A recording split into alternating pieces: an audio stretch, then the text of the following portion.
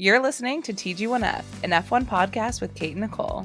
We're your hosts. I'm Kate. And I'm Nicole. And this is our show where, you know what? Let's do something a little different. Welcome to TG1F's Read an F1 Romance Novel Month. F1 romance, author interviews, book recommendations, oh my. Join us for a month-long celebration of F1 romance authors and the stories that get our hearts racing. Because while F1 drivers are filling their shelves with trophies, we're filling yours with F1 romance novels. Who are we talking to today, Kate? Turn the page and find out. Welcome to the podcast, Daisy Thorn. Very excited to have you on the TG1F pod. Hi, thank you for having me. I'm super excited to be here. Well, thanks for joining us for Read an F1 Romance Month.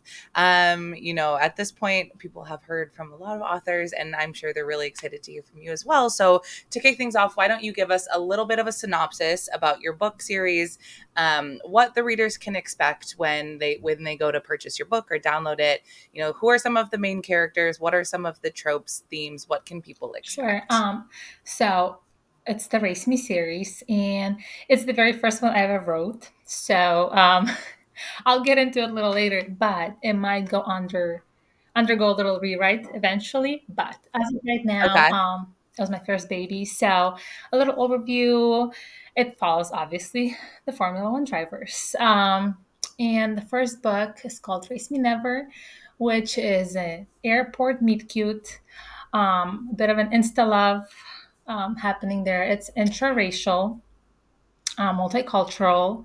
It has a little bit of everything in there, and it's just like it was my first try at this romance world, Yeah. but it's one that feels very special to me. The second one is a surprise pregnancy, which is Race Me New. Surprise pregnancy, and it follows. So from the first book, it's a brother of the MMC from the first book and a best friend from the FMC from the first book. It's a romance on the road. You know, it's kind of, and it was mostly like, let's just have fun for a couple nights, while we're on the road for this F1 season. Nothing's gonna happen. He's a bit of a playboy, but stuff happens. So, and then there's a little bit of a tiny little secret going on throughout the book, which I'm not going to reveal if anybody wants to read it. But the third book is, again, following the story. The MMC is sort of an antagonist from the first two books. He's the bad guy, and we get to hear his story. We get to learn what happened. And actually, that's the book that is loved the most in my series. Okay. So that one is going into a rewrite, but not in the way of a plot, but just because as of right now, you have to read the first two books to know what's going on. Yeah. And I want to restructure it where people can just read the third book, as a complete standalone. So they have an idea what's going on. Got it. Because somebody doesn't like surprise pregnancy, or insta love, and that's not their jam. So I just want to make sure that one is a complete standalone.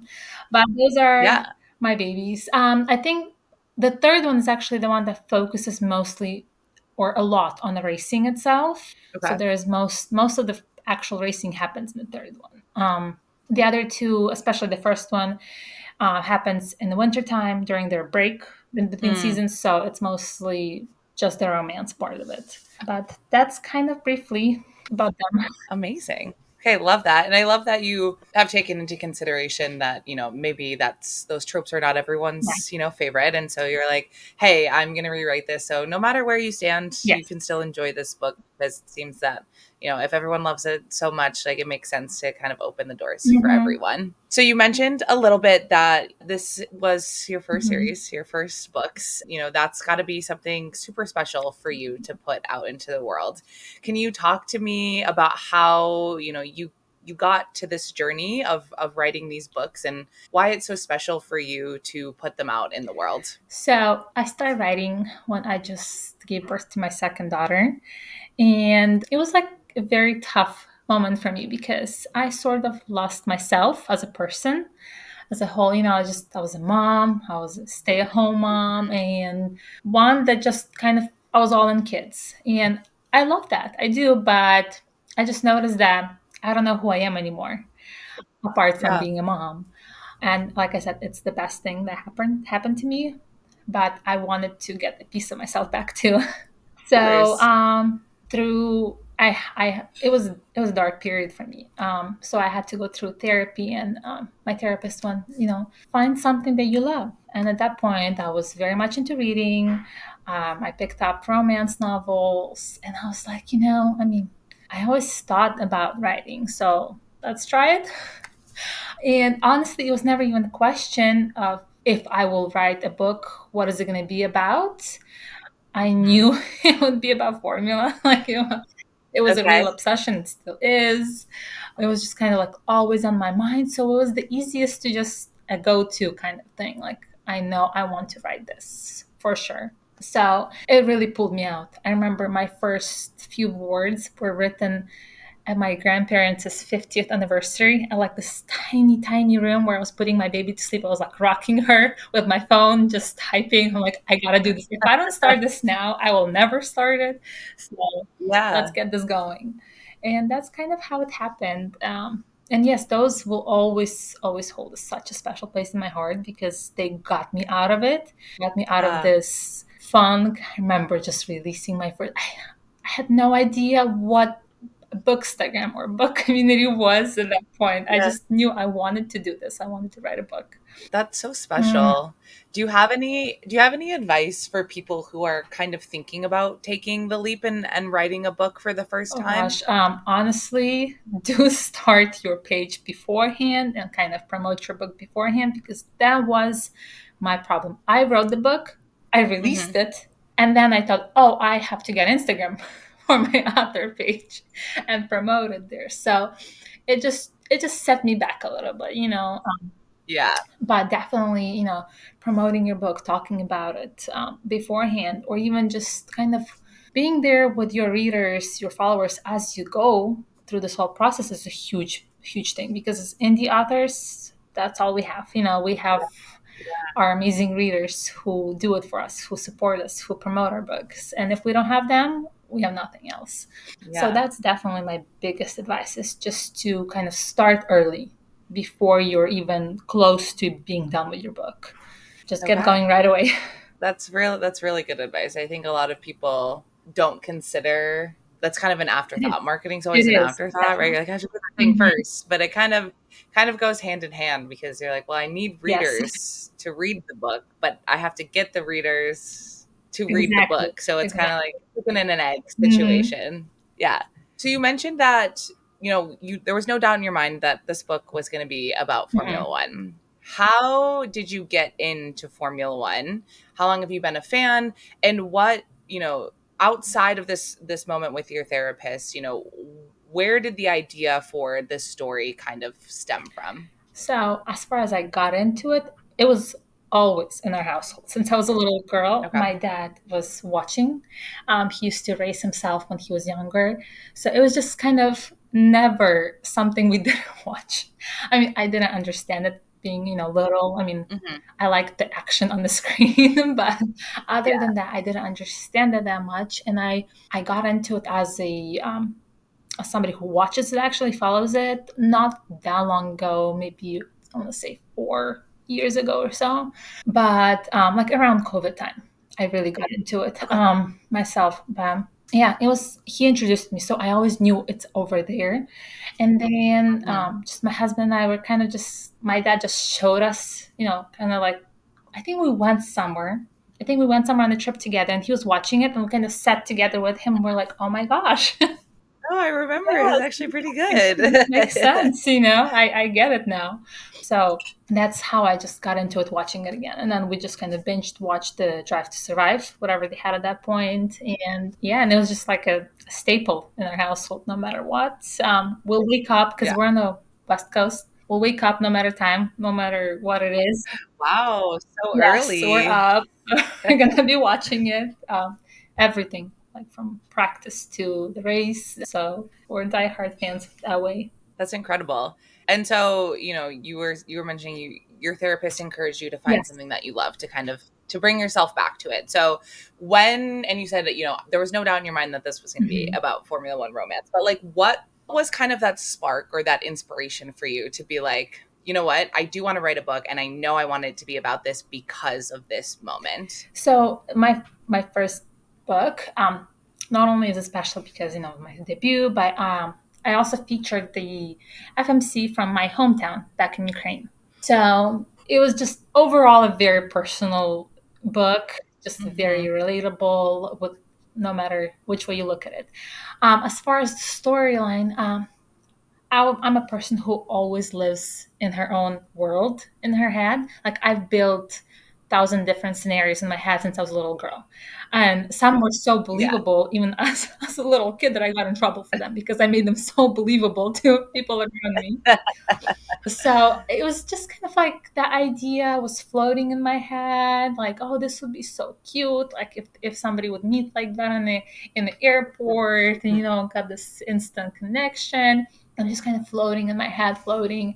And then I knew that I wanted to connect it to my hometown because I mean I used to fly a lot. And that Mhm. specific, flight from California all the way to Ukraine, like I just know it Mhm. intimately. So I'm like, I know Yeah. how it goes. I know how long you fly. I know Yeah. all these little things. And I'm like, this would be such a cute story. You're stuck in the plane for 8 or so hours. Why not? A lot can happen in that Yeah, why time. not? So it was just floating in my head. And then I'm like, well, now I got the perfect setup in my head. I put faces to my ideas, so to speak. Okay. So that's how. I love that. That's so special. And I love the addition of your hometown and how you kind of drew from these really personal experiences of flying and having these long stretches of time. And it seems like a really personal Yes. book. So I can understand why you're so, this is such a special Mhm. series for you. So, F1 is a real sport, Yes. right? But were there any people or places that you kind of took inspiration from, whether they're drivers, team principals, specific race scenes that kind of made their way into your Almost books? definitely. I don't think I don't think it would happen if I would. Well, the first book specifically wouldn't happen if my crazy obsession with Lewis Hamilton wouldn't be happening. He's definitely the main inspiration and what started this whole thing. But so definitely the first book is very much. I mean, his face that you will see, even the way I described the MMC, the family Mhm. dynamics, for the most part, very, very closely related to what his life is like. Okay. The second book, it was not as closely, reflective, but the main characteristics of the MMC were drawn from Daniel Ricardo. So that's kind of, that easy, kind of easygoing, playful manner. And the third one, which is a little funny for who knows me, it was mostly based on Max Verstappen. Okay. I'm not a fan. I mean, obviously, being a Lewis girl, I Yeah. think I can see why, kind of the yes, villain he of was it the all. Yeah. the villain in my story. But in that third book, I kind of wanted it to turn it into the way of how I would wish for it to be, so to speak. Yeah. How I would wish for my head to see it. Um, Yeah. so those are the three. There will be more books eventually if I get to it, resembling more drivers. Like obviously Okay. Charles is somebody who would love to have in a book, and there's one that's also floating in my head. But yes, and as far as scenes go, yes, most definitely. The very controversial scene of Lewis and Max is referenced there. The win, the little 1 second or difference made a difference. So yes, that one is definitely Yeah. mentioned. And in the third book, in my opinion, a very important, or kind of, I say it like a memorable and not in a happy way situation happened. Hmm. The crash, it's a crash that happens. I don't want to go into too much detail because it might spoil the story a little bit. Yes, Spoiler. once Yeah. you read it in the third book, it's not something that actually Max was in. It was another driver, but Yeah. I just made it fit. Inspiration. Yes, so that happens there as well. And I'm sure who knows Formula, who watches it, if you read it. I mean, I Yeah. actually went through the videos of that scene and I wrote, line by line what was said in the moment. Wow. to kind of implement it into the book as well. Yeah, So that's yeah, I insane. think that's also Well, why the third book is pretty popular. yeah. I mean, it sounds like it. It sounds like you really took a lot of care and consideration in creating these moments in these books, especially for readers to be like, I remember Yeah, that. Like, I remember that moment. But kind of, you do get to write your own alternate hmm, ending and you got kind of get to rewrite kind of what happens yeah. after that. Love it. So, do you have, as an author, and you've written 3 books at this point, but you also said you were a big reader. What is your favorite trope to either read or write? And then what is a trope that you're eager to explore in more books down the line?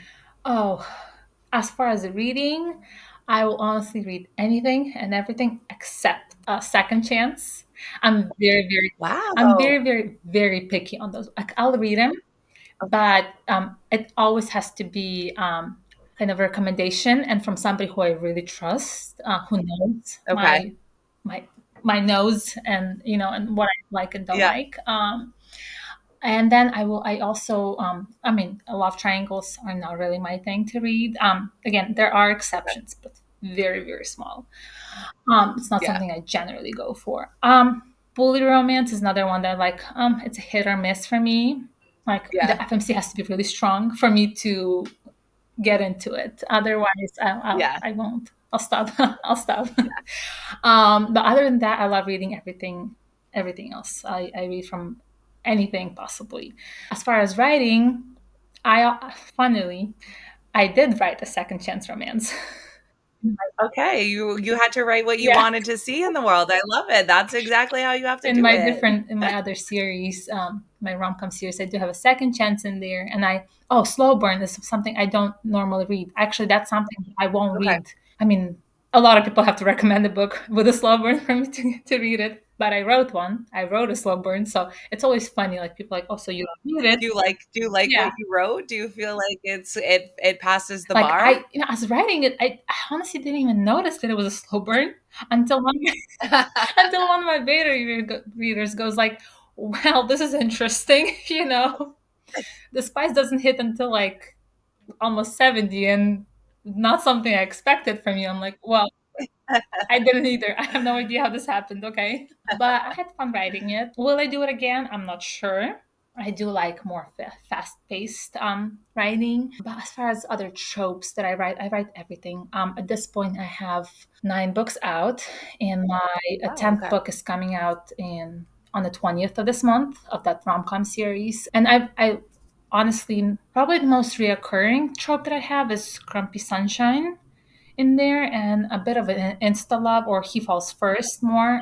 Like those are probably the more common ones. Other than Okay. that, I try to do everything possible for different people, whoever likes what. Yeah.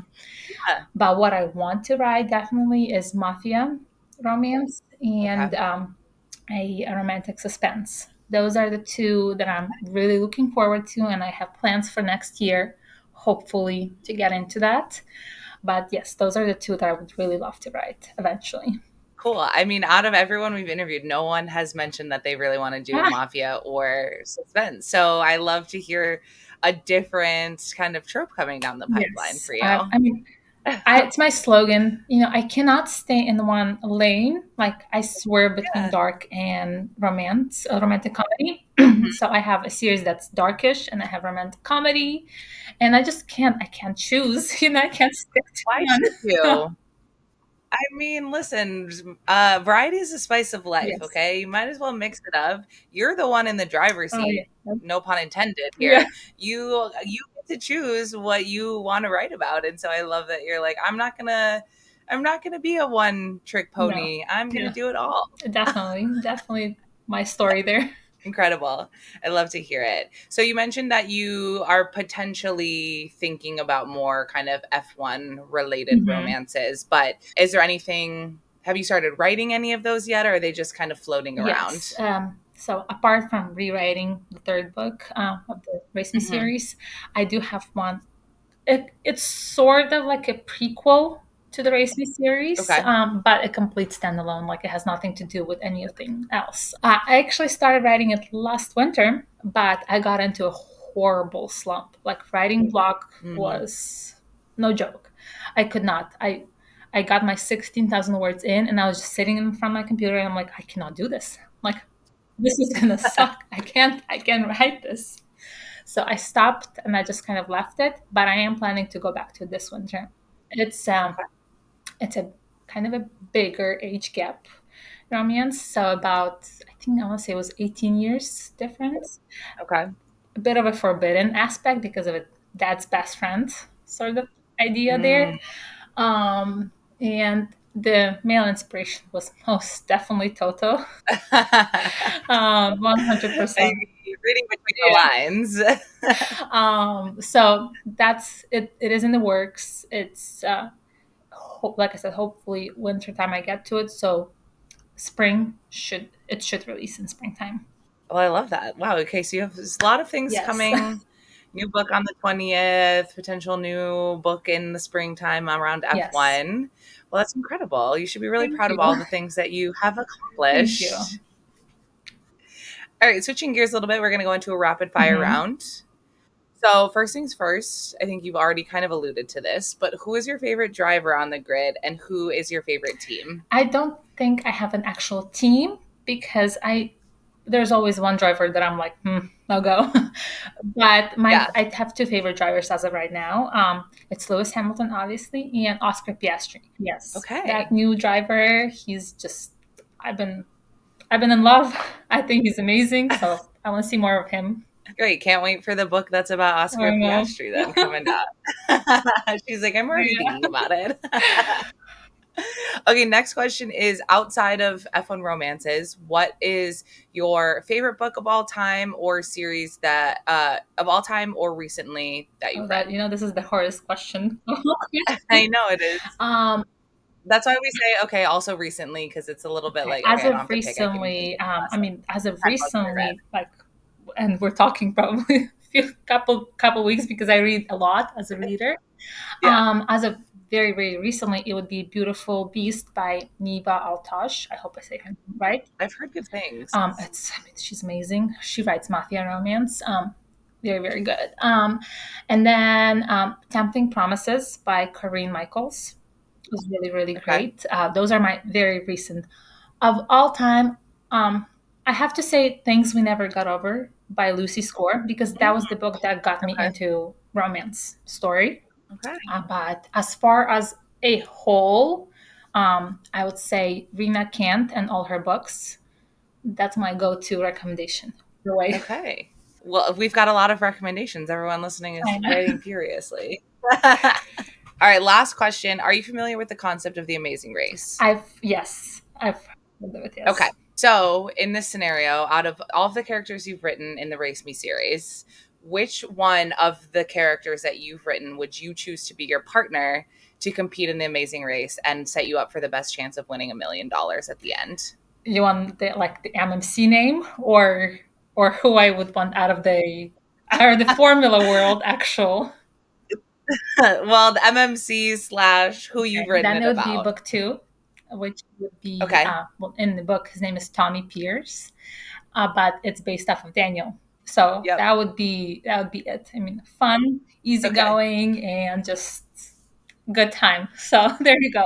Up for up for Yes, anything, down to clown. yes. Yeah. I think that Love would be it. definitely the one I'd pick. Amazing. Well, Daisy, thank you so much for joining us on the pod. I'm handing the microphone, metaphorical microphone, over to you. Tell everyone where they can find you, where they can buy your books, when to look out for your next release, and anything else that you want to I mention. mean, my books are on Amazon and KU always, but if you want signed editions, those are on my website, which is just daisythorn.com. My next release, I think it will happen before this comes out, but it will be on August 20th, which is Tame the Beast, and it's part of my romantic comedy series. But I do have something in the makes, which will be very exciting in November. Now, Okay. that one's a little special, something Incredible. totally new, but I'm looking forward to that. Okay. Something to look forward to.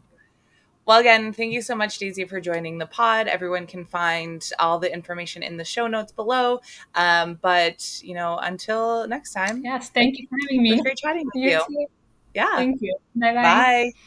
Thanks so much for listening to this episode of TG1F, an F1 podcast with Kate and Nicole. If you like what you heard, don't miss out on the fun between episodes. Keep up with the chaos on Instagram at 2 Girls 1 Formula. That's spelled out TWO Girls numerical 1 Formula. And check out our website, 2girls1formula.com, to shop cute fan-made F1 merch. See you next week. But like we said, in the meantime, we'll see you on the internet.